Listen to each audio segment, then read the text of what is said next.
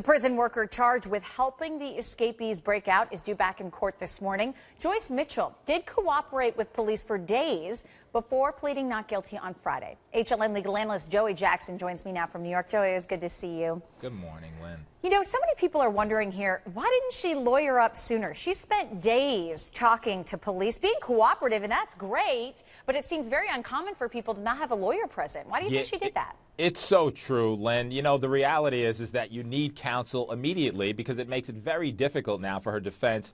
Certainly, she's given the police a ton of information, which is good in terms of community protection and ensuring that hopefully they're brought back to justice, letting them know about the cell phone, giving them tips, giving them clues, all very helpful, and I think could potentially help her moving forward as her attorneys negotiate a potential plea. But certainly, giving them that information in the absence of a lawyer makes her defense that much more difficult to overcome the prosecution. Yeah, and maybe she felt an obligation to that community because of the safety issues. Maybe she is negotiating a plea. Let's break down the charges against her. There's one felony and one misdemeanor. How do you sort of see this all going down, considering she was so cooperative? You know, Lynn, I think it certainly will have an effect, and I think maybe another basis could be, you know, let me come clean, and maybe they won't go forward against me. But, you know, they're serious charges. Keep in mind that New York State, you have felonies that range from A, the most serious, where you could get 25 to life, to E felonies where there's no jail. In this case, the promoting prison